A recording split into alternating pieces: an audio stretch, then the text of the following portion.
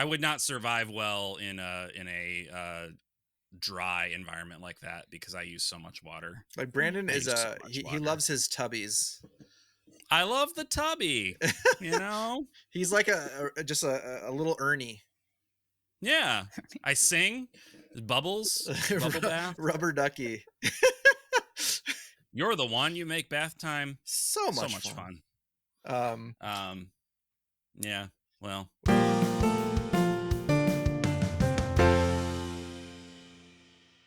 Welcome to the JRPG Pursuit, a podcast about all things JRPGs, from the games we play to everything we collect and everything in between. I'd like to welcome you guys to the show. My name is Abdallah, and with me are... I'm Emily. Hey, and I'm Branden. Awesome. So today, we're going to dive into a little controversial discussions about some overrated JRPGs. I know we had a comment of our previous videos from Brian Galindo, and we thank you for that comment and that idea, and we'd like to jump into that topic today, basically kind of touching upon what we think are overrated in the scene, and that's based off of looking back at things and trying to take things from a not nostalgic view of thing, and kind of like looking at things from a more present day view. Yeah. Taking off the rose-colored glasses and looking at the grimy underside of some of these classics, for sure. Which I know is hard for really hard for a lot of people online. It's like, honestly, like, it's sort of painful. Like, true. it can hurt a little bit to look at that stuff and to hear people talk about stuff that you like. So please grab your pitchforks, have your pitchforks and your torches ready. We welcome you storming the castle and slaughtering us for our views. Yes, you're invited to slaughter us. As maybe less slaughter and more just like tar and feathering. I think we're all on. I don't know. I think we were all on board with the slaughtering. I think we were all good with slaughtering, weren't we? Yeah. Fine, we'll take it. Less messy, right? Maybe. I don't know. It depends on how much. Have you ever tried to get tar out of a sofa? Like, it's not. You're not going to be able to. No. This is true. So, be as it may, we're gonna get into it, and we're gonna have some fun topics. We're gonna try to keep it relatively. I don't know how Emily's going to get angry with Branden, or me. Branden angry with me. I don't know. I can't tell what's going to happen. But Emily is just a ball of rage. It's true. You got to watch out. She's going to just explode. Despite all her rage, she's still just around in we the cage. We can't. Oh no! Now we demonetize. They're gonna come after us for the lyrics. There it is. That's all right. Billy Corgan is coming for us. We have some wild energy today. I know. It is Saturday. It is a Saturday. We're filming this on a Saturday. We are hyped. I know. We're not and it's like midday, so like we're full on energy. I've had a touch of caffeine. Who knows what's gonna happen today? Who knows? Yeah. So, did we want to talk about the incentive for getting over the 1,000 subscribers on YouTube hump? We should. So, Emily, did you want to talk about that? Me? Why not? Why not? I guess I could go and describe it. So we're hoping that when we reach 1,000 subscribers to offer some more content for you guys. Usually after we film, we kind of have this, I guess, after the show sort of conversations. And honestly, we're just very silly after. And a lot of good conversations and just silly things come up. So we're definitely willing to have that open for maybe memberships or something. Would be, I think, a lot of fun. Mm-hmm. Yeah, exactly. So if you want to be able to stick around for the after show, the membership option, as soon as that opens up, I think it's 1,000 is when that opens up, and certain watch hours, but I think we'll hit the watch hours thing pretty soon. We're very close. Yeah. Anyone who's interested in that, and unfortunately I have sort of this long list of things that always happens during these off hours, and so we'll be able to catch all those. And I'm sure there's plenty of things about me coming from this episode. I know I've had some choice situations. There's this blackmail folder I think Brandon's been compiling. It's true. I've been diligently collecting every embarrassing thing that's happened. Yeah. So you'll get to experience all of these things with us. So yeah, give that some thought. Anyway, what are we doing? Are we talking about some stuff? I think before we get started with the overrated situation, let's talk about what's going on in our gaming sphere right now. Kind of like what have we picked up anything recently? Are you playing anything? What's going on? I don't know if you want to start. Branden, you look ready. Like you're ready to grab whatever you're going to grab. So do it. Go all right, I'm ready. So I've got a couple things. The first thing is East 10 Nordics. This is the collector's edition. Fancy. Yeah, so this is not out. When we're recording this isn't out yet. This is from NIS America. I have my own copy that I purchased for myself as well. That is on its way. I'm giving that one away on my channel. I'm trying to get over 10,000 subscribers. He's very it's close. It's like the slowest I know. back and forth. Like it's like going up and then down and then up and then down. It's like, come on. I know it's arbitrary. It doesn't mean anything, but 10,000 just sounds so cool. It's a milestone. It's just it's a nice even number. It's a milestone. It's a milestone. So that'll be fun. Exactly. Yeah, so that'll be fun. We're very close. But anyway, so doing a giveaway for my copy of the PS5 collector's edition when it comes on the channel right now. Also, this is stupid, but so in the YouTube partner program or whatever, every now and then they'll throw out an email where they're like, hey, we're really grateful for you, YouTube partner, for making videos and making us money, I guess. So like, here's a free pizza, and it's usually from Domino's, which is like, but I still get it because it's free. But this time you don't get the emails from them? No free pizza. Oh, this is awkward. This is awkward. Yeah. I just assumed. Okay. I don't know what I did that was special. We'll have to compare notes. YouTube follows, or Domino's follows you, and they're just sending you free pizzas. They're sending me you free just have some pizzas. in. Oh, that's pretty cool. Well, we'll compare notes later. But so as part of the partner thing, they're like, hey, we have some free stuff to give you. You can choose either a YouTube Lego set that you can basically make the YouTube play button, or the YouTube tin that comes with YouTube M&Ms. I wanted the Lego set because that sounds pretty cool, but those went immediately. Those were gone immediately. So I got the tin. I'm so jealous. With the M&Ms. So I'm going to see if I can show these. Oh, great. Do they have YouTube logo on the M&Ms? Kinda, yeah. Okay. It's very poor. It's very a little poor. M's. It's a little. Oh, I can see it. Yeah. Yeah. So that's in real time eating the YouTube M&M. Very stale. We just turned into a mukbang series. So hang on, I spilled one on the floor. Oh my dog. Well, don't let the dog eat chocolate. No, that's bad no. for their little tum-tums. Anyway, so I just thought that was funny. It's like I get this package. My wife's like, I don't know what is this little box you got. I'm like, oh, I know what it is. It's my stupid YouTube M&Ms. Hey. So yeah, East 10. I just put out my review. I think it's a great game. Does it topple East 8 in my mind? It's close. I think I like it more than 9, which I also like 9 quite a bit. 8 is a really hard nut to crack. It's very, very good. I love 8 so much. So it's maybe a notch below 8 in my view, but it's very, very, it's like still top tier, very good game. Yeah, you just put out a review, right? I think today. Just this morning, actually. Just this morning. As of recording. So everyone should check that out. Yeah, and see Brandon's full thoughts on the game. Yes. Don't forget to subscribe. 10K. 10K. 10K. Getting 10K. Anyway, who else wants to go? Emily. Sure. So I've been spending the last couple days building a PC, and it's up and running, and it's beautiful.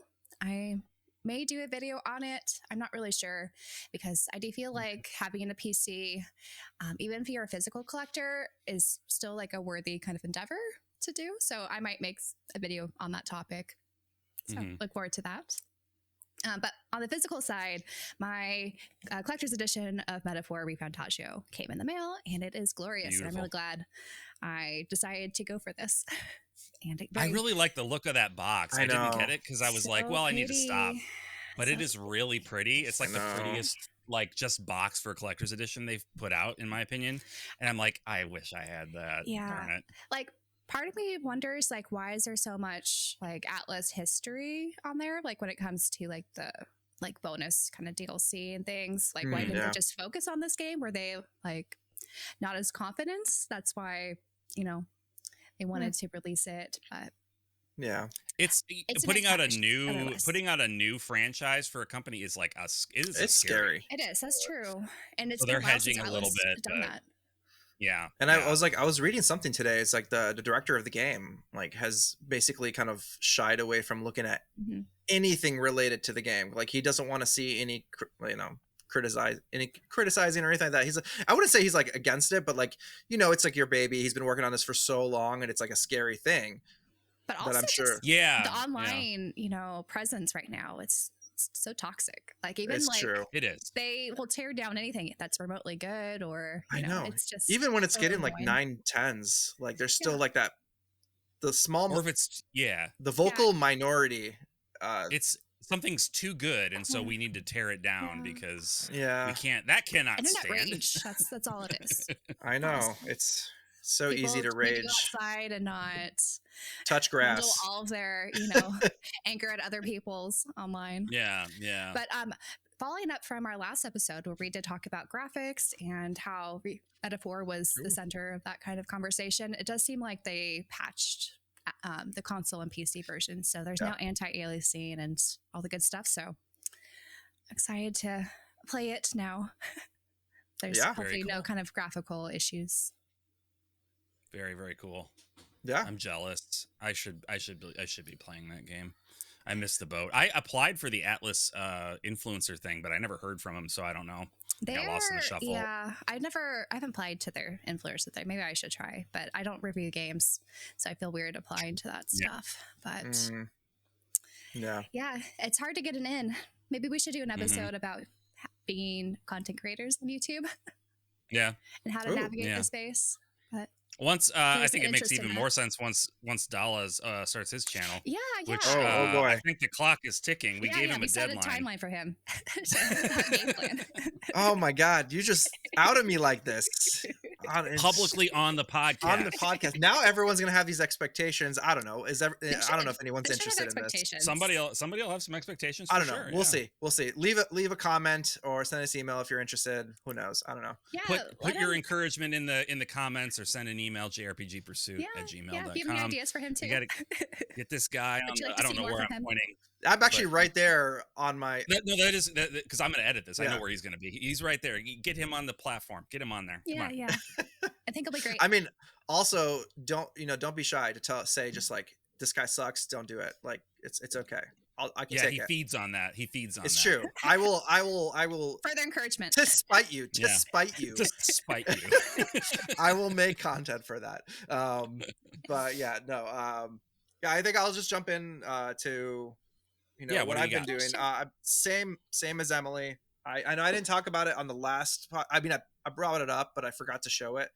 But I also picked up the old Metaphor Special Edition. Nice.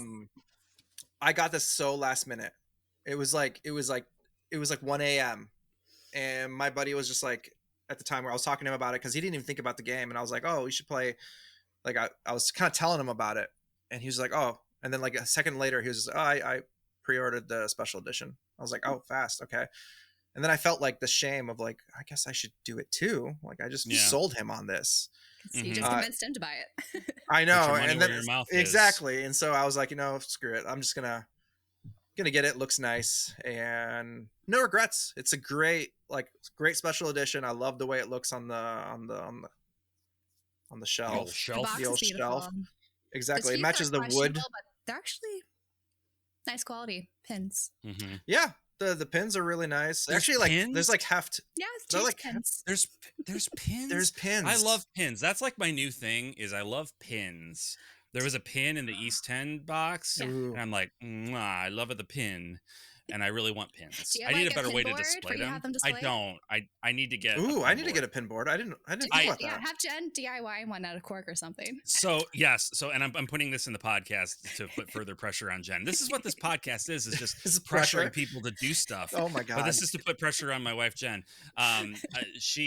We talked about. I have a lot of Trails pins. Like I have a big collection. Oh, she's looking at me. The shame. She's down here. I didn't realize she was down here. She comes around the corner like this. How dare you? She's been summoned. I was just saying that I have a. It's quite the. Oh my god. Okay, so I have a lot of Trails pins. And I was like, you know what would be really cool is if you did, she does this like needle felting technique where she uses wool and makes these like various things. If she made a map of the world of Trails, and then I could have that up and then put the pins in the places where they're appropriate. So like the Bracer Guild and like, you know, that's cool. The Thor's Academy crest pin and all the different things like that. Yeah. So that's my longer term, like what I'd like to do with at least those, but I probably should get like a pin board for the other ones too. These are the pin box pins. Yeah, I like the boxes. Well, a combination honestly, but their boxes are really cool, but it's actually a combination of pin box and some of the collector's editions have come with. Yeah, they come in a few things there. Yeah, that's pretty awesome. Yeah, I need to. I don't know. Depends on. I'll see how much Jen takes for making things like that. If I like it, I might commission one. If she's so inclined to. But yeah, Metaphor Refantasio. I started that up actually for the first time last night. Finally, just got probably an hour and a half into it, but I just wanted to see how it looked and how it played. No complaints. It looks amazing. Plays amazing. Love. Actually, I don't even want to get into it. Like everyone just go play it. Like it is really cool. Like they have some really cool ideas in there. It's not overrated. No, so far I've seen it's just really well voice act. It's got a really fun play on world music. I think Branden, you would appreciate how they introduce the background music to when you're just moving around the world. It's actually done in a very meaningful way, and it's on the nose of it actually makes reference to this music that it's actually playing. Cool. And so I don't want to get into it because it's really, you got to experience it, but sure. And it's by I have been out of puberty. I have been out of puberty for 28 years. This should not still be happening. You know, they say if you live long enough, you go back to reverting. You're reverting. Start getting pimples. Yeah. I don't even know what I was gonna say. Stupid body, the stupid husk of mine. I was gonna say, is the music by it's by Shoji Meguro, right? Yes, I believe the Persona guy. I think it's the same Persona guy, right? Okay. I need to double check that, but I'm 90% sure. Fun fact: Fantasio is Esperanto for fantasy. I don't know if that means anything to anybody. I mean, all right, yeah. I mean that checks out. I'll take it. It does look a lot like the word fantasy. Yeah, I like it. It's it's perfect. It's fitting. That's where the weird name came from. Everyone's we're just the perfect mood today. But yeah, I think that's honestly what's going on. I mean, I played Resident Evil 2 as a spooky game. Never played the remake of it. Just finished up Leon's the Leon story last night before starting Metaphor. But for anyone who's played those, I mean, we know we're talking about JRPGs here, but I thought I'd sprinkle a little bit of it's spooky season. It's spooky season. So time. Might as well, get in the mood.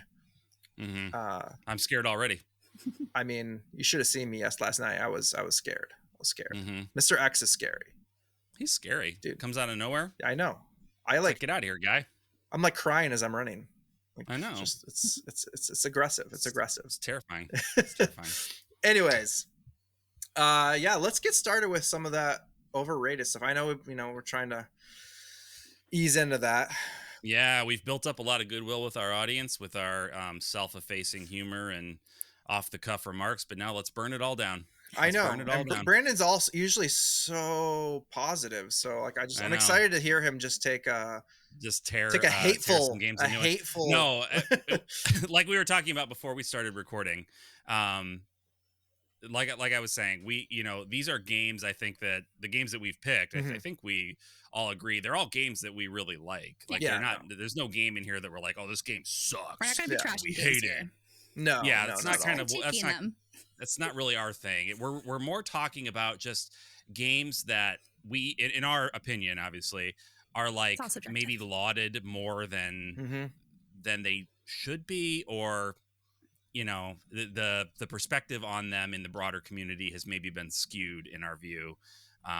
So that's kind of what that's how we're approaching it, I think. Yeah. I agree. And I know, just to start us off, I think Emily had some good ideas of what she wanted to talk about. Oh boy. Yeah. I might Lay it be on us. crucified for talking about. Yeah, we're throwing Emily to the wolves Let's right away. do it. But the game I wanted to talk about is from one of my favorite franchises, but I would say this title I felt was less enjoyable than the rest that I played, and that is Fire Emblem Three Houses. Ooh, shots fired. I do feel like this is when people talk about the best games on the Nintendo Switch right now, Three Houses always comes up, especially among people who maybe don't play that many JRPGs or Fire Emblem. So that might be a little bit why it's so overhyped, maybe in my opinion.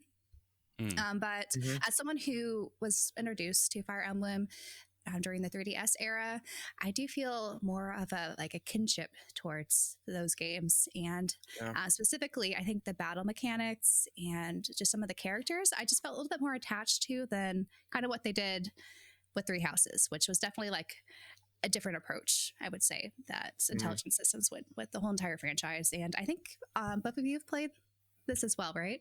Yeah. I have it. Yeah. Do you guys think it's also a little bit overrated in terms of maybe the Nintendo Switch kind of collection of games, or just the Fire Emblem series in general? Do you want to go first, Ella? I have an idea of what I want. Yeah, go ahead. So I have only played the Switch Fire Emblem games, so I don't have a point of comparison going back. Like I did play a little bit of Echoes on the 3DS, but not enough that I can say that make a definitive statement about it. So for me, Three Houses, I remember enjoying it while I played it. It was my first real Fire Emblem experience. But I could not tell you a single thing about that game now, which is strange. It's so praised in general. for its story and its storytelling. Yeah, people so love the story. It didn't, resonate. It didn't resonate. Yeah, for me in that way, which is usually how games tend to stick with me. So I remember thinking like the presentation was really cool. I liked the battles where you'd have like the troops everywhere. Like that was a cool little effect that they had in there. And like I said, I do remember like being engaged by the game. Engaged, that's not the right word. Because there's a game called Engaged. I remember being into the game as I was playing it and having a good time with it. But it did not stick with me. Whereas like Fire Emblem Engage, the other Switch entry, the other game that I've played, that one stuck with me a lot more. And I remember more about it. I mean, it's also obviously more recent, a couple years ago. Yeah. So that's, ask me in 2 years, maybe it'll be different, but it sticks with me a lot more. And I remember having even more fun with it from a gameplay perspective. The gameplay is, I think, miles better than Three Houses was. Three Houses so is like just that. Unbalanced. Yeah. If you just level up certain characters, they just kind of take over the map. And I think it really lost the strategy elements, and it focused more on strategy and how you it had, more of the, why am I blanking on the term, but like the, not the dating simulation kind of thing, but kind of you get stats. It's like social links. Although, kind of thing. The social links, there was, I think, more of a focus on how to optimize that than in the combat, which it's less of an interest for me personally when it comes to gaming. Yeah.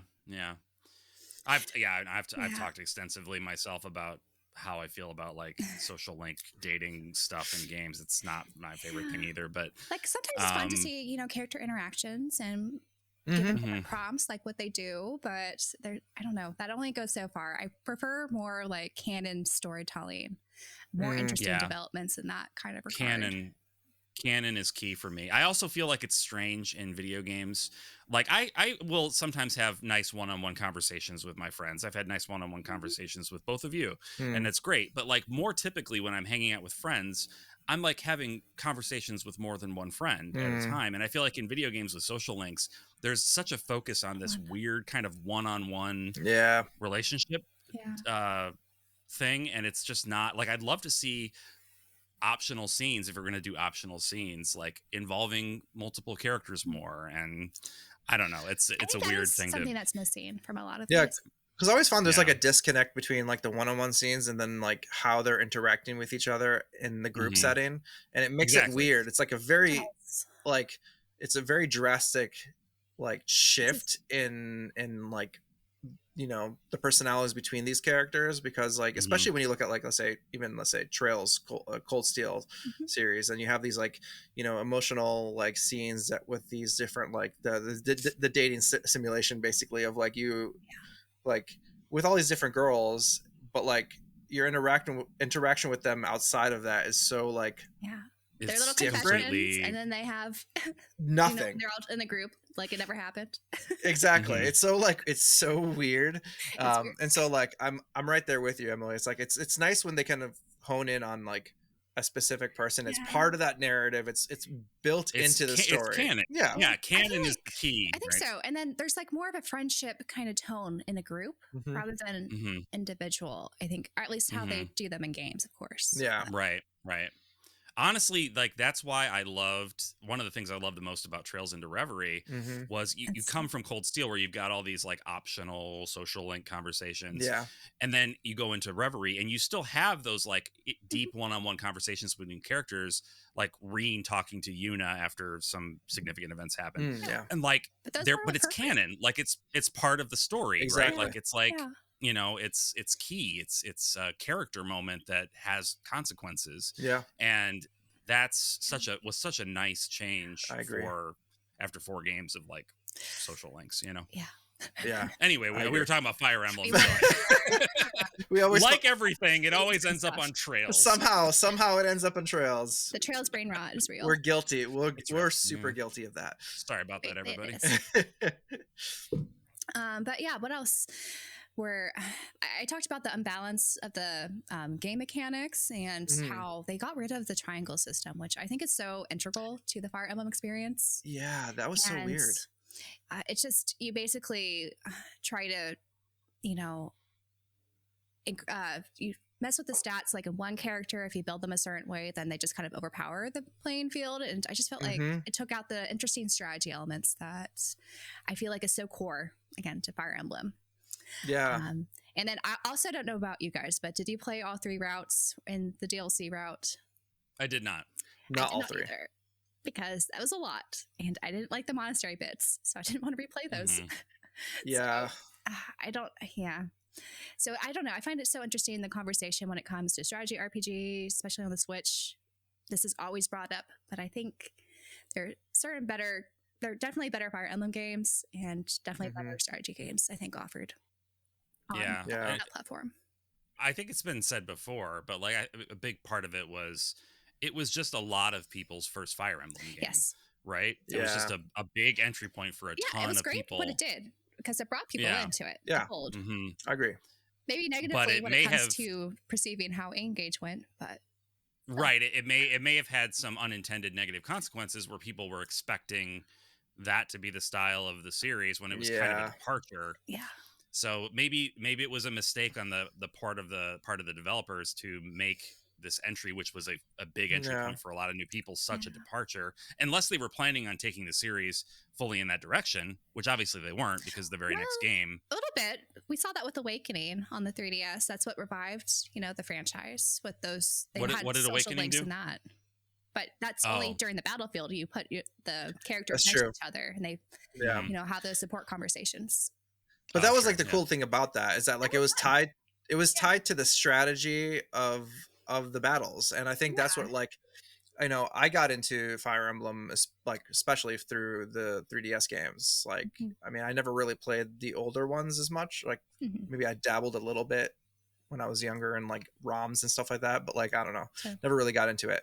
But with the 3DS, like it was just so like it was just so much fun, the battles. And I like the way like, you know, like Emily, you were talking about like in terms of you don't really get to level up as much. Like it's just like you know what you have and you're going from battle to battle, and then you have to really think about the strategy across the line, and then you couldn't just And like keep your party alive. exactly like it raised the stakes and it kept the stakes high, and then you felt that pressure throughout the whole game rather than just like over leveling and then just kind of getting through things. And I think those were Yeah. also a good intro to the franchise because I know Yeah. when I first played it, I had classic mode turned off, had casual mode on. So, but then from there, Well, I felt it was necessary probably to put classic mode on just to and let up me the know if stakes you and have fun. yeah, yeah. Let me know if you think I'm off base, but like it seems to me that with Awakening, the changes that they made to Awakening feel more to me like just new gameplay elements and Mm. not so much like a straight up departure. For Because I sure. feel like Yeah. Three Houses was much more of a departure Yeah. than just like It adding was. some new elements. It was like, let's shift how this game is Yeah. entirely. So like Awakening as an entry point for newcomers I think probably didn't give them quote unquote the wrong idea about the series. There are plenty of people you who are know? upset with more of the kind of focus on support conversations. I do remember a little bit of the discourse around Awakening having some of that. But overall, it was still positive. Like they're Yeah. happy the Yeah. franchise would continue, and it didn't change the gameplay. That's true. Mm-hmm. It was the beginning of like the flourishing of the Fire Emblem series in the Western world, I guess. Because like before that, you know, Fire Emblem was there, but it wasn't as like big. But like post 3DS, it was like everywhere. Then they got really big through that, and I appreciate that because those games are great. And at the time, we didn't have a lot of tactical games. Yeah. So yeah, I'm just curious where the direction, you know, the series is heading now, because Engaged was a anniversary kind of title that I don't think did as well as they were hoping following Three Houses. So I'm hoping they don't go back to Three Houses sort of stuff, but yeah, we'll see. I think they need to find like a happy medium. Like I think people appreciate the story because I think that was one of the biggest like critiques of Engage is that like the story is kind of, I guess the story was, I think, fine. It's just I think the opening sequences, it was a little jarring. Yeah, like not everybody was into it. Opening sequences, honestly. I enjoyed it. Yeah, but like I heard a lot of the complaints about the story and they didn't like the all design that, like and all that. right. And I was like, I thoroughly enjoyed it from start to finish. Like I had no issues with it. So, but I get that it's not going to be for everybody. No, exactly. I think the complaints were maybe the subset of people were not as used to the JRPG storytelling and tropes. And so Engaged did have a lot more of those tropes. Sure. It's true. It was very anime-esque. I'm a trope boy. I like my anime, so that's true. We're just you know, some weebs over here. Just a bunch of weebs. Exactly. So like I mean, it was all, you know, all for us, but yeah, I could see how like people who aren't into that could be very jarring all of a sudden. Yes. Somebody commented on a video that I put out once. I don't remember what it was about, but their comment was they couldn't stand anime because this one character was talking with their eyes closed and smiling with their eyes closed. And that was so upsetting to this person. Like, I can't watch this garbage. This is trash. Yeah, it was fairly recent. I meant that was the reason they were upset. That was the reason that they hated anime, it was like they couldn't handle that. They can't handle this. That's an intense. Or like smiling, you know, like they do to show that they're extra happy. I feel like that's common. I feel like a lot of people do that. Maybe I don't know. Like I don't know. Happen. Yeah. I don't know. I just thought it was interesting that like they were so worked up about that. It's like that anime. It's kind of like the lightest of tropes, you know. It's not even really a trope. It's just a style. They hated it. They're so angry about it. I was angry. Like, oh boy. It must have like maybe it's tied to some very like traumatic like sequence in their life. Maybe. So I don't know. It's hard to say. Trauma. Some traumas there. I don't know. It's hard to pinpoint that exactly. Yeah. Smiling with their eyes closed. I just can't imagine. That's traumatic. But maybe that's to someone. There's a line to draw, and that's it. YouTube viewers, take a look at my screen and let me know in the comments if this is traumatic for you. You know what? He might be right. Actually, now that I see it, they got a point. Like, what I don't know. Should do for Silent Hill and all the other horror. It's true. It's spooky month. You're welcome. What's that new? What's that horror movie? The Smile one. Smile 2 just Smile came out. Oh. I just saw like the marketing where they do in like the background of baseball games, where they'll just have people like paid to sit in the background and smile maniacally. Oh gosh. And it's like part of the marketing for the movie. They got the Mr. Beast smile where it's like it's a big mouth smile, but the eyes are just like dead. Sociopathic. Yeah, dead. like complete dead.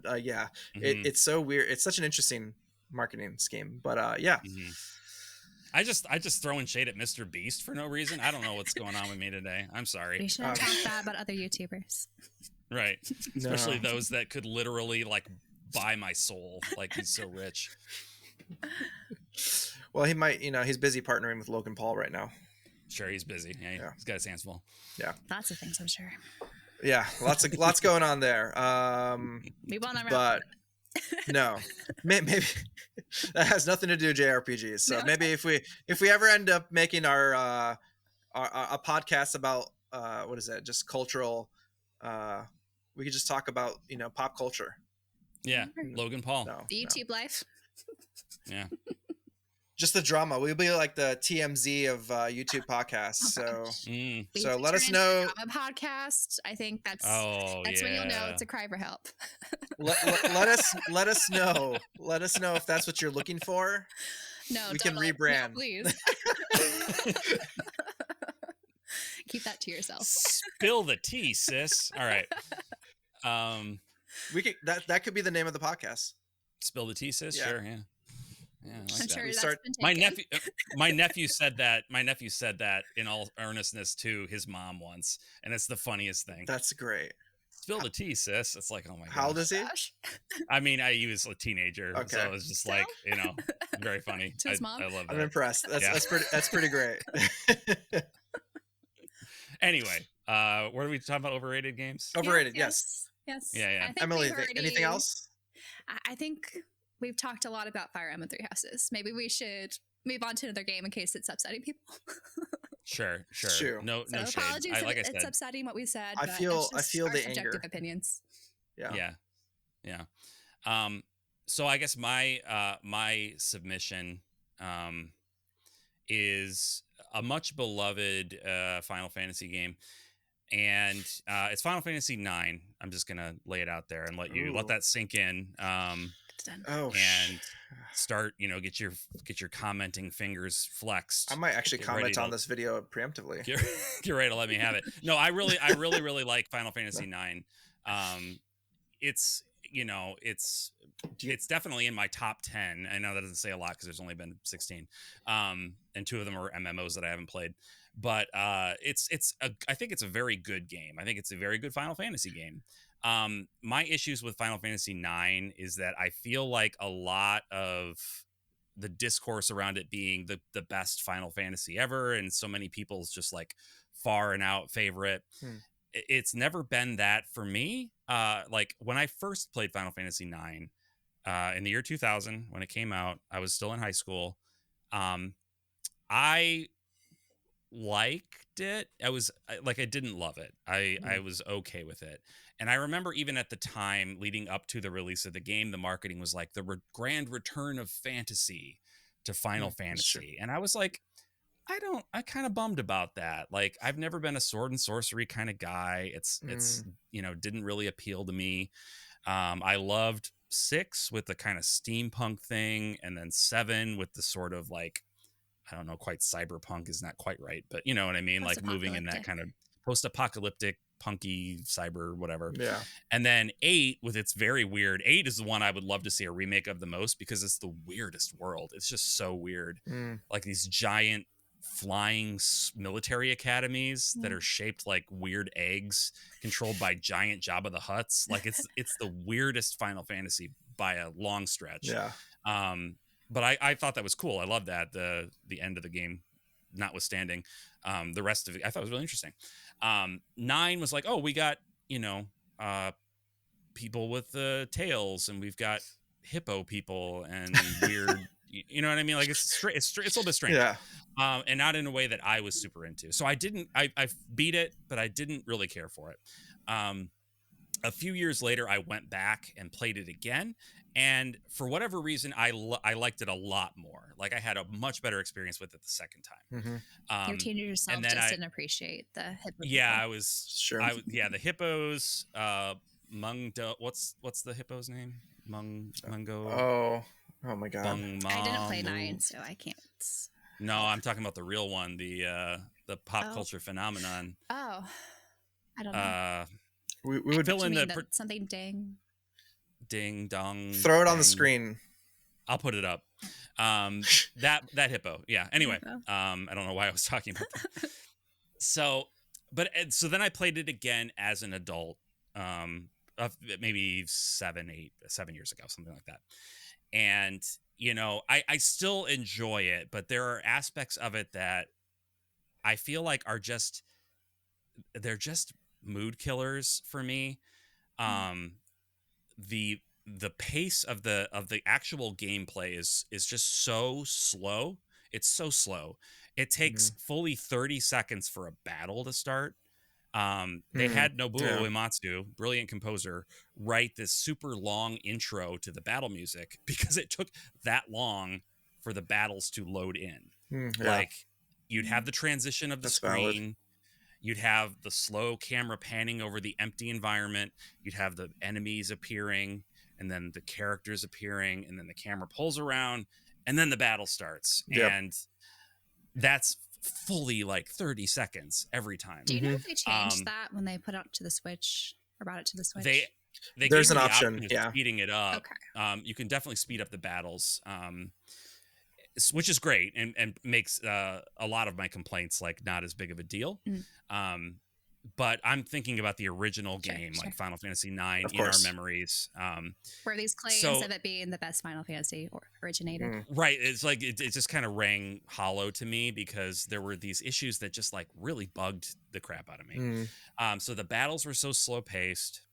It was just kind of the most basic Final Fantasy game. And I get like this was a correction, a course correction on the part of Square, where they put out Final Fantasy VIII with this very, very interesting system, gameplay system that was imperfect and did not work the way I think they wanted it to. The junction system, all the things surrounding that, very, very confusing, very easy to break. You can break the heck out of that game and just make yourself crazy overpowered. So they course corrected really hard with 9 and just went very straightforward. They're like, you have your thief and your knight and your mage, and the most interesting thing you could do is learn skills from equipping different weapons. I did love that though. Like that's a cool system, and I do like that. There's been similar systems in other games that have worked well. That's a good system, but they really were like, okay, whoa, we went too far with 8. we scared people. We're going to hard course correct the other way, pendulum swinging back the other way. And I feel like they took it too far the other direction, just towards the more simplicity of the olden days, the old Final Fantasy games. So I was not crazy about it on the gameplay front. I alluded to, I'm not a sword and sorcery guy, so I wasn't crazy about the setting.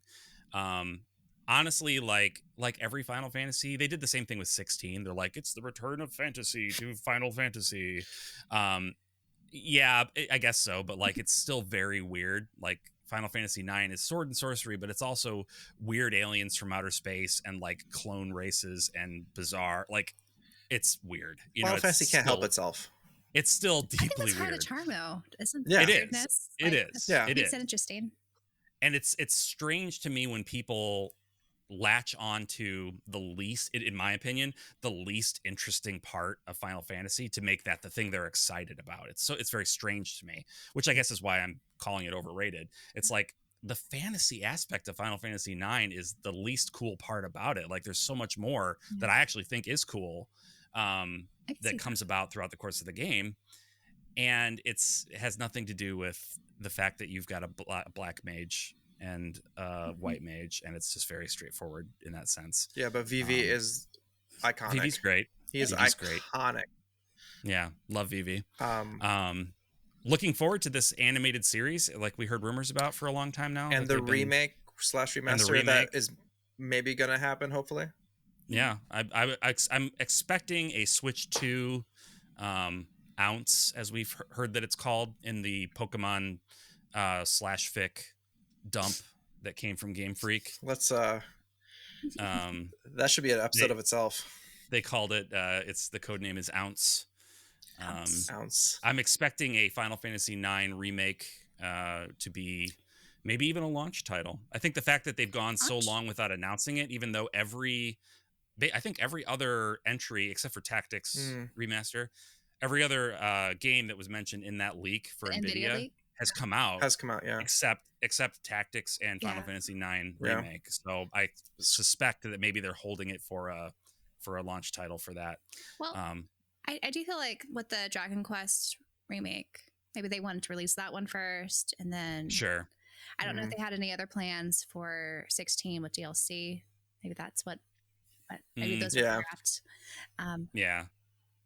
So anyway, 9, great game. I still get choked up thinking about various parts of that game. I love the characters, their interactions with each other. I think the private action system, or whatever they called it, was really cool. How you could like see little scenes between the other. That's kind of what I'm talking about. We're talking about the social links earlier. Mm-hmm. It's like you can watch these little scenes between other characters, not just Zidane and whoever, like that party interacting with each other or interacting with other people. It's like, that's cool. I think that's great.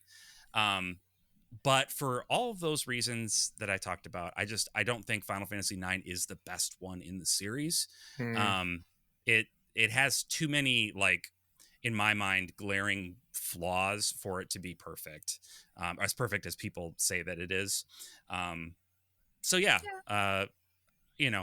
as negative as I can be. I love it. Final Fantasy game, but I do hear more hype around 9 for sure. 6 and 9 are always kind of, they make the top of people's list usually. So. Nice. But is it, Brandon, is it the real reason you're just not a big fan of David Bowie? Explain. Zidane is basically anamorphic version of... He's David Bowie with worse hair. Yeah, that's true. It's just David Bowie. I wish that I could pull off that center part big thing that he's got going on. He's just got that David Bowie just like poof, like... Wow, you video viewers are getting a real treat right now. Look at this. Oh God. Wow. That's so cool. I think you've figured out your new style for videos. This might get you to 10K. This is it. All right, I'm going to keep this way. You guys have to look at me this way the rest of the podcast. Well, I mean, you're just challenging Derek. Because that's Derek's new hair. Yeah. Well, he has. Yeah, I can't possibly unseat Super Derek because he's rocking the best like mid part right now. Well, he legitimately has good hair though. That's true. His hair is like mine is a joke at best. His is legitimately good, and it makes me sad that I can't have as good of hair. You know. Anyway, so that's my entry. My overrated video game. Awesome. Yeah, I loved. I mean, I'm one of those people who love 9. Mm-hmm. How do you rank it in your Final Fantasies? My Final Fantasies is probably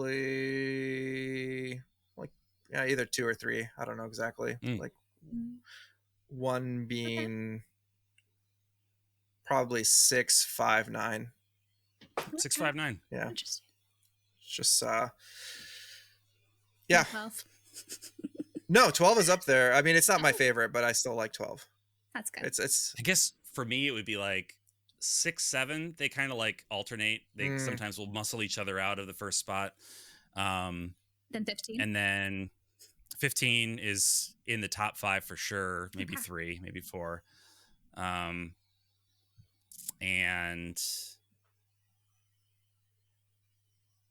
actually 9 might be in my top 5. Might be number 5. Overhyped, but still top 5. That's not bad. Yeah. Better than top 10. I mean, you said before. I'm a lover, not a fighter. So, his overrated game is in the top 5. There it is. Yeah.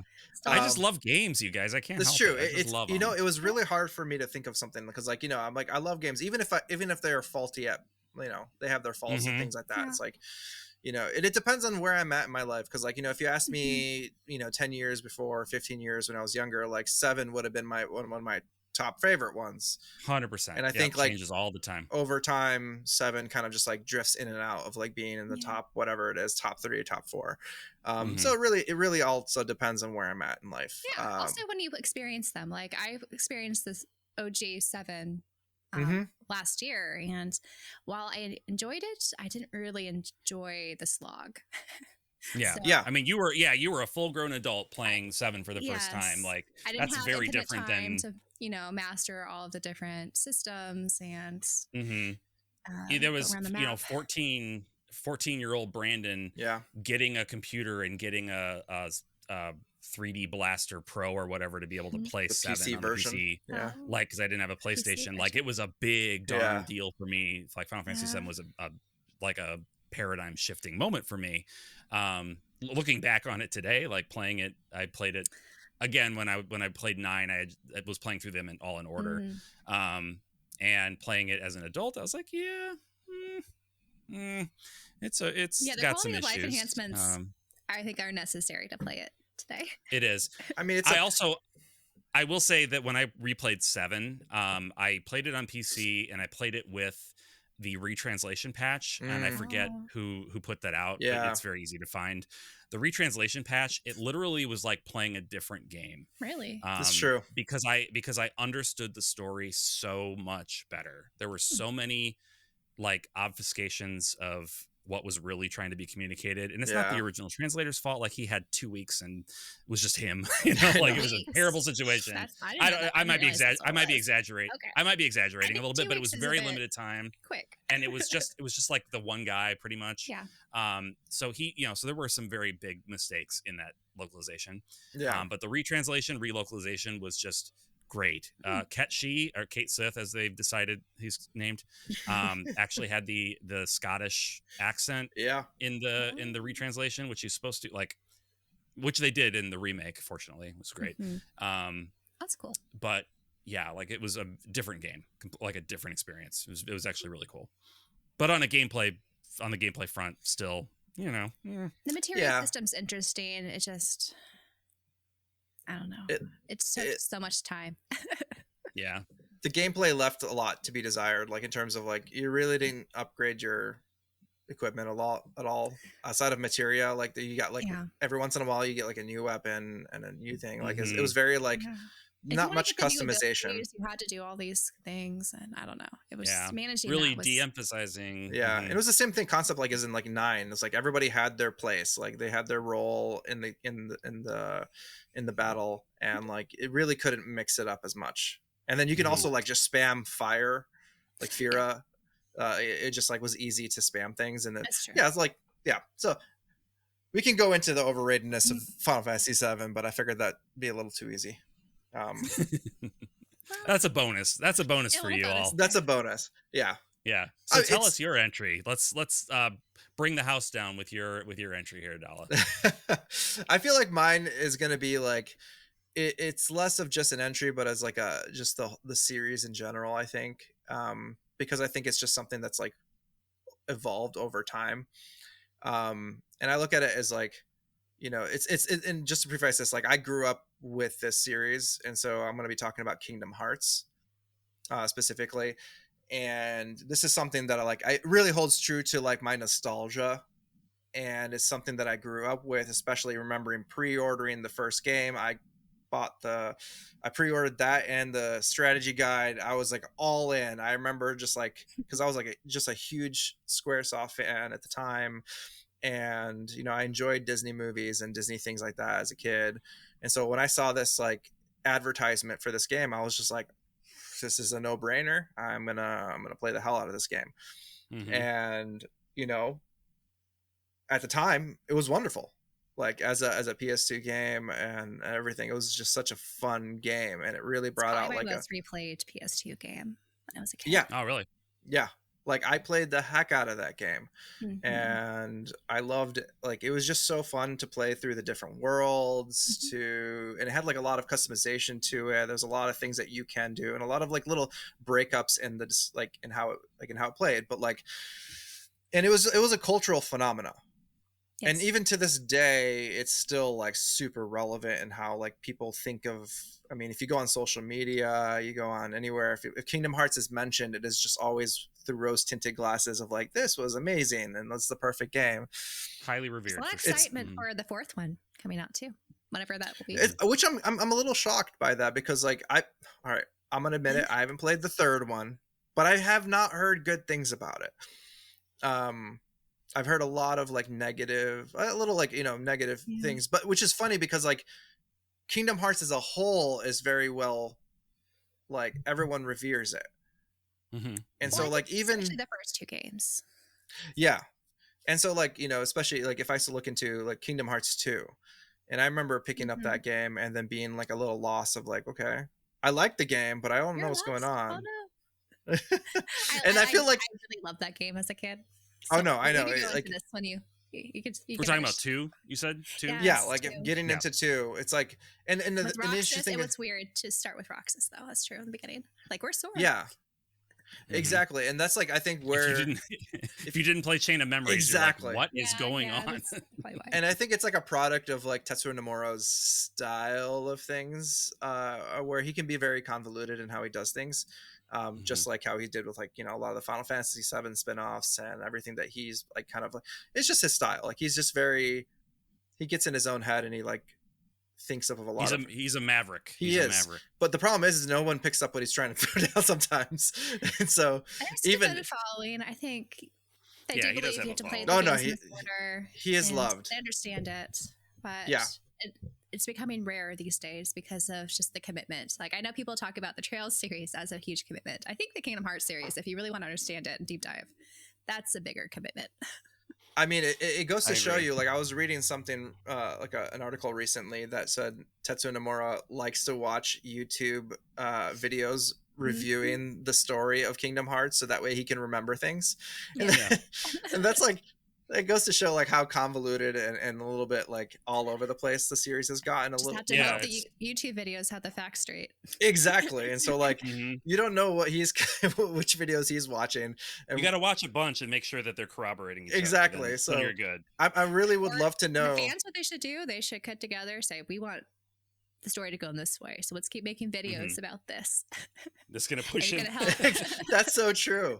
If you think about it, we're like crowdfunding the story. And so you know, for me, like I think like as an action RPG, as just an all-around fun game, it plays very fun.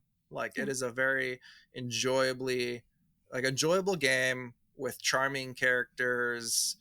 But I think like it's really fun, and like it's got like the Disney charm of the worlds that you kind of jump into. It's got a lot of like some Final Fantasy, but more recently, just a little bit less of that. Exactly, just a sprinkle of the Final Fantasy, and like especially when you're playing like the original games, you have like the Sephiroth battles and things like that are just like, it's so hype. Like you have so much fun with it, and it's you know. Even as someone, I didn't play Final Fantasy when I played Kingdom Hearts, and I still loved the Final Fantasy bits. I thought those were so cool. Exactly, like 12-year-old me thought that. Being able to see Squall in like something that wasn't Final Fantasy VIII, and like have him be a character, and seeing him interact with things like that is like, it was just fun. And so like, you know, I say overrated in a sense of like, you know, I really love the game, and that's the kind of way we prefaced it in the beginning, is that like, you know, we're not hating on the game per se, but I do have like a situation, like, you know, for me, I think that I wish it was a bit more straightforward. I wish it had like I wish it didn't like, there's so much there that like I really wish it could have just done better and been more focused. And I think that's a product of just like how Nomura's style is. It's like he needs an editor, or he needs somebody like his right hand man to be like, hey, Nomura, that's a great idea, but like, what if we didn't do that? Yeah.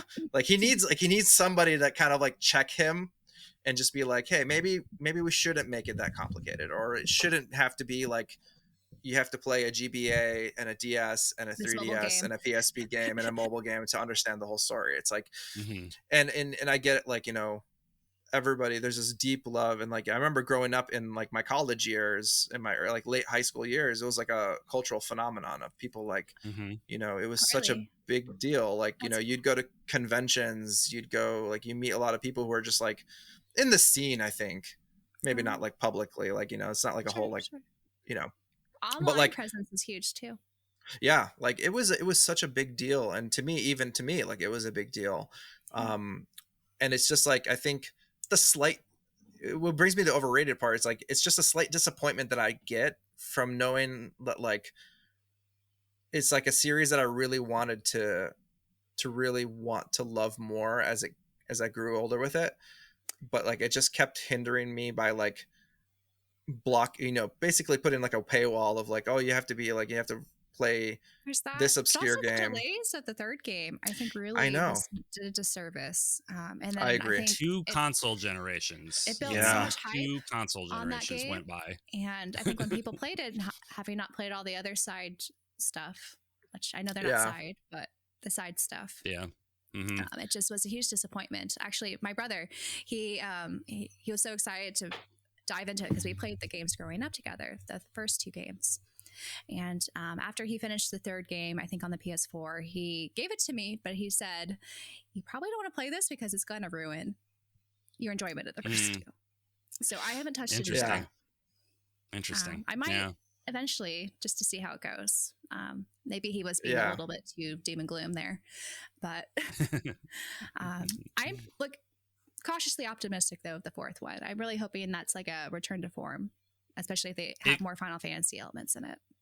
They could kind of make it a soft reboot where it's like, here's a good entry point. Yeah. When I was at that at PAX, went to that Square Enix party, and I was talking with my friend Cam, who is actually writing a book about Kingdom Hearts. We were talking with somebody from Square about Kingdom Hearts and about Trails. And I was kind of bringing up the point that like they're both similarly large stories that take place over the course of a multitude of games. But that my preference was the way that Trails tells that big story is by dividing this massive story up into distinct arcs. Where it's like, if I want to jump in, I don't want to have to play 12 games to get caught up. I can jump in at the start of this arc and just have a good time, and then if I like it, I can go back, and I'm not going to be confused playing this new arc because it doesn't expect me to know everything. If I go into it knowing, it's a nice bonus, but it's not necessary to understand the basic story. Well, Trails, I feel like it's more cohesive as a story too, whereas Kingdom Hearts a little less so. It's like more nuanced, it's a lot more esoteric kind of underlining stuff. So and I know that Cam felt like he was very hardcore on like, you know, you need to start at the beginning, you got to play all the games, and I'm like, I agree that like Trails, in my opinion that's and for Kingdom Hearts as well, like I agree that that's like the best way to, in my opinion, the best way to experience it. I had, because that's my experience, and it's not really, actually I played the Trails games all out of order, but Kingdom Hearts, you know, I agree that that's a great way to experience it, maybe the best, I don't know. But I would not ever want to throw up a brick wall in front of somebody and say, you shouldn't bother unless you are going to invest all this time. And that's something that I know that I can say about Trails. You can jump in, but you can't do that. I don't know that I can say it about Kingdom Hearts as much, because I think you can have a fun time. Maybe some story bits will, you know, fly over your head, but I think that's right. They're not necessary to enjoy your time. If you're playing it just primarily to enjoy the gameplay, 100%, 100%. And character interactions. Jump in anywhere, have fun. They're still there. Sure. It's just, they're fun. That's but like, you'll be confused a lot of the time. The plot, you'll kind of not understand what's going on, but I will argue it's like, okay not to know what's going on. Yeah, totally. It is. For a lot of people, it is. For me, if I'm talking about from the way I play games, the way I enjoy games, I couldn't make that recommendation because I don't have any frame of reference. I don't have a frame of reference to be like, oh, you don't worry about the story. It's like, don't worry about the story. That's this whole that's my You Yeah. still whole have stupid some thing. story elements. I think if you skip around, it's just maybe it's not as complete of a picture, but it's a little bit hazy, and I think that's still some enjoyment to be had. Like, Because I feel like I know when it comes to like book series and things like that, like sometimes it, you're rewarded for going in the right order, but I feel like when it comes to the just general like population or general public, they don't need to know every single little detail. Like, I know we are very invested in certain franchises, we want to know everything, but I think the general consensus, you don't need to know everything. Like, if you think about like the Lord of the Rings movies, like people are content watching the movies, but they didn't read the books. They didn't get all the little lore bits, to enrich the experience. So sometimes just having just a snapshot of things is satisfactory for them, and it's all they need, really.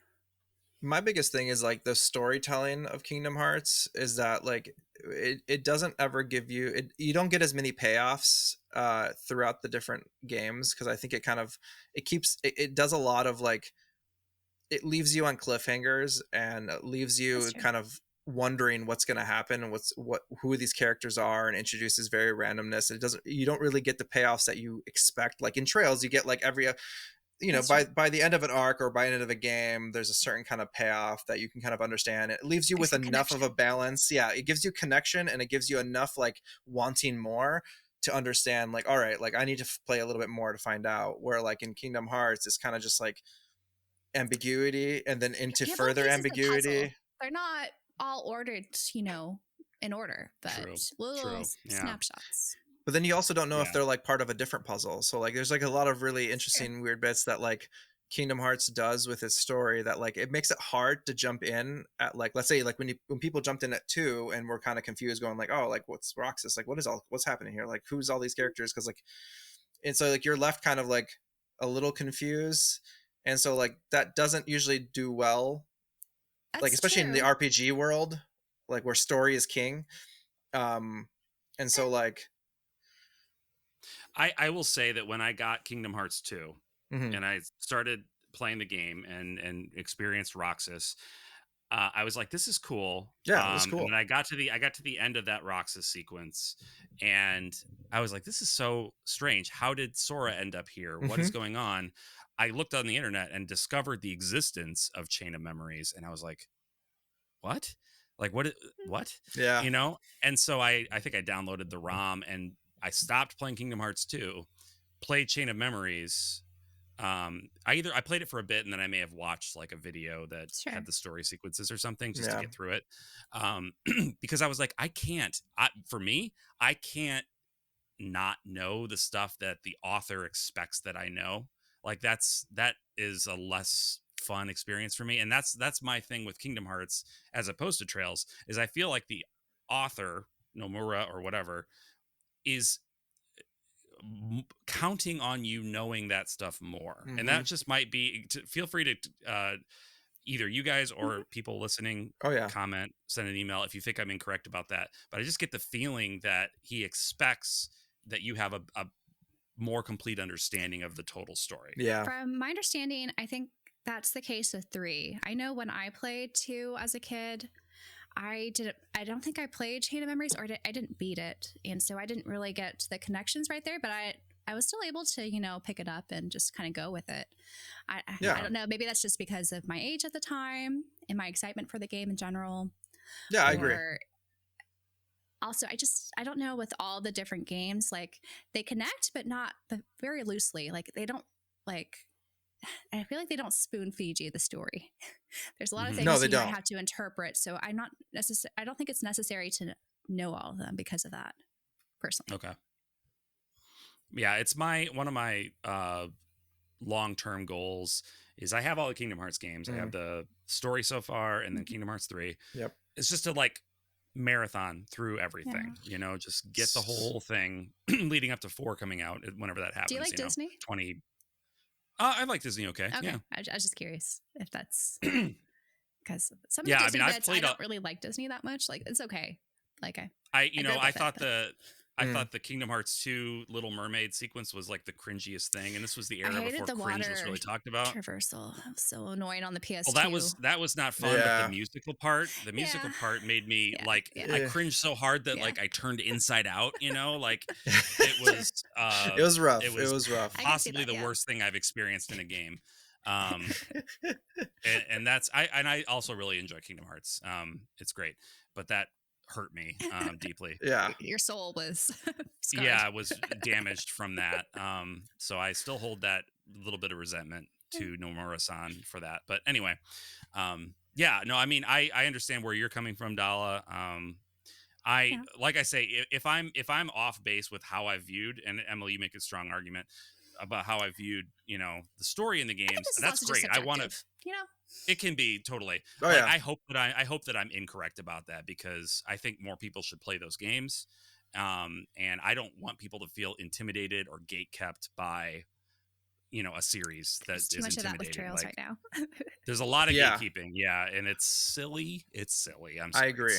And I have to say, like, you know, with Kingdom Hearts, like I have a lot to say about it, but at the same time, like, if I were to say, like, you know, PS2 wise, it's in the top 5 of like, you know, biggest PS2 games ever. I still have my copies with the little hollow covers. Same. Oh, nice. Same here. I have all my original copies from when I bought them, and then the strategy guides as well. So like I hold them dear, and I still love them. But I, you know, looking back at it more and more over the years, it's got me feeling. Lot of games we played as children, though. No, exactly. One thing I did want to bring up on this episode was Pokemon, which was something I did experience as a child. Oh boy, we're gonna get hated. I still have a deep fondness for second gen. So I love Silver. That's probably the game that I played the most times in my lifetime. Like, I've just replayed that game so many times. Was that your first one? Was that your first Pokemon? One. And then I went back and played Yellow. I thought that was the case. But I don't know. I feel like so many other Pokemon games, I've kind of, maybe I don't form as much of a connection with for multiple reasons. Like, I don't think I could go back and play Red, Blue, or Yellow in that case again. I do want to play Silver again, but I'm a little bit worried that when I do play it, I'm just not going to have a good time.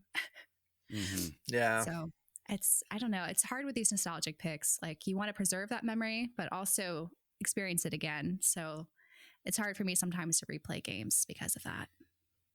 It's really interesting. I was just watching a documentary about video game collecting, and somebody in the documentary described like nostalgia, playing games that you're nostalgic for, as like when you play the game the first time, it's like a delicious meal and you love it. And then playing the game later is like reheating the leftovers, and it's like you can still see the meal there. It's like still good substance, but it's never gonna be as good as it was the first time. And nostalgia, I feel, is just trying to chase that feeling of the first time, but it's never going to happen. It's like microwaving something where it's like nice and hot and on the outside, and then you bite into it, it's cold, like ice cold in the middle. It's like, oh, shoot. Like, at first you're like really excited, and then you get into it, you're like, oh, what did I do?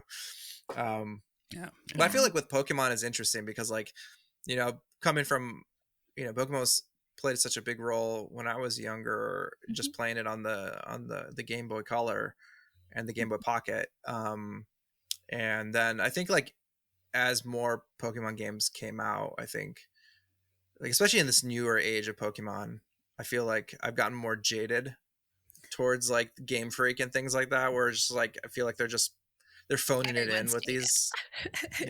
Well, but it's like the internet is so drastically like half and half. So there's like the half of the fan base that will like, Game Freak can do no wrong, even if it's like shiny hunt or something. I don't know. Yeah, they're content with that.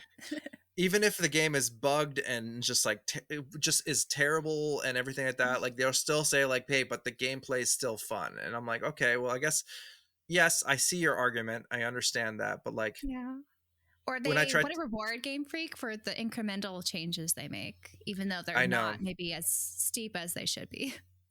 Exactly. And like when I played, like, you know, I got Violet because I was like, you know, I'm gonna give it a shot and see. And it just ran so badly. Like it just like it takes you out of it. Like there's so many bugs, and then like the frame rate would dip so low that you're like, it would just look really bad when you're trying to play it, and it was like, it just ruined. Like usually that doesn't really mess with me. Yeah, no, they never fixed it, which is like the weirdest thing. Even though Nintendo apologized, and then nothing ever came from it.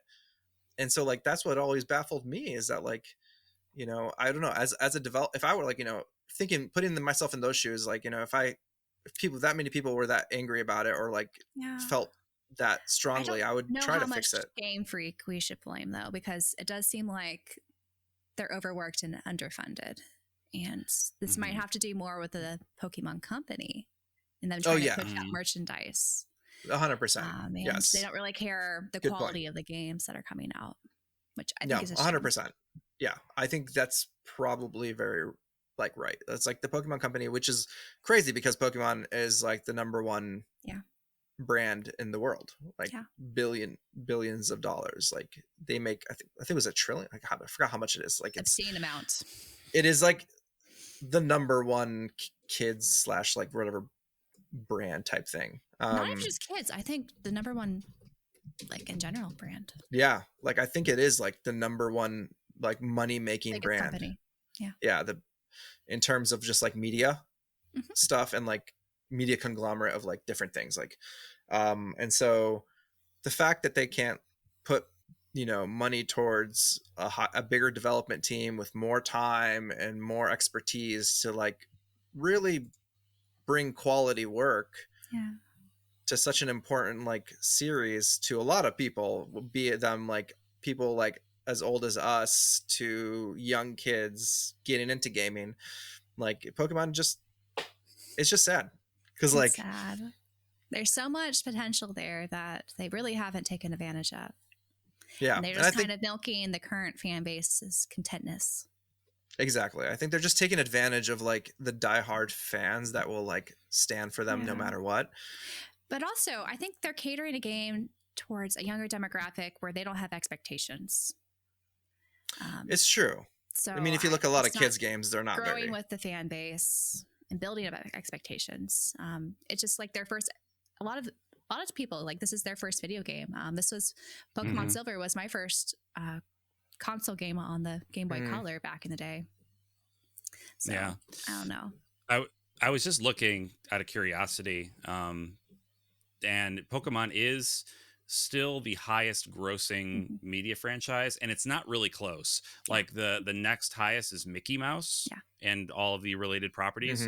And Pokemon has made $37 billion more than Mickey Mouse. So like, it's not close. Yeah. It's when you're making more money than Disney, right? That's like, a big deal. That's a big deal. Disney's not doing so well now, but but I'm just I expect within the next 10 years, Skibidi Toilet to be supplanting Pokemon at the top of this list.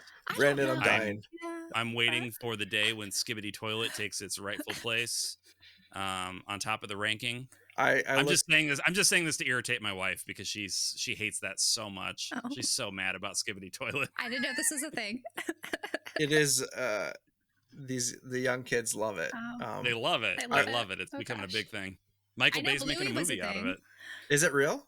Like, really? They're making a movie about Skibidi Toilet? Yeah. Michael Bay. Is there like I don't know about the lore. Like, I know it as a concept of like kids, like people like to say it. Here we go from Variety. So Variety's a legitimate source for yes. Yes. No, it is. It's reporting. No, this is Variety is the film industry, like the mag or the rag. What do they call it? Like the industry rag. Whatever it is. This is where all the industry news comes out. That's true. So Skibidi Toilet film and TV franchise in the works from Michael Bay. Wow. Guys, this is us testing the waters of our new podcast that's going to be about pop culture references. Skibidi podcast. Let us know if you're enjoying it. Yeah, we love it. We know you do. Well, we should, I think we've had a good discussion, but we probably should wrap it up. We've kind of gone over, but there's a lot to say. Honestly. Yeah, I mean, there'll be more. We'll love to hear everyone's, pick for what they think is overrated. Yeah, If you hit us see some of up our in favorites like the Trails or Xenoblade, it is totally okay. yeah. Twist the knife. It's okay. It's totally fine. Leave us a comment down below if you're watching on YouTube, or send us email at jrpgpursuit@gmail.com. Yeah. Where are we on the internet? I guess. Dala? Yeah. You can find me on the Twitter, Dala998. Yeah. You just opened a Blue Sky. That's didn't you? true. Under the same name, because who knows what's gonna happen, whether that's gonna explode, implode, what's gonna happen there. But everyone seems to be doing it, so I jumped on the bandwagon. Yeah, I'm over there too. We'll get to it. Yeah. Emily? I'm over at Overology on social media and on YouTube. And I am on YouTube at Just the Gems. I had Blue Sky at Just the Gems now. And then on Twitter, I have an underscore Just the Gems. So yeah, come connect with us, hang out, comment, subscribe, and like, we do read share. your guys' comments. That's why we do read the comments. Suggestion for today's whole episode. This is straight up from one of y'all. So keep the suggestions coming. Yes, please do. Yeah, keep them coming. We really appreciate it. And I guess with that, we will just say goodbye. Yeah. Yeah. Take care, everyone. Bye-bye. Bye.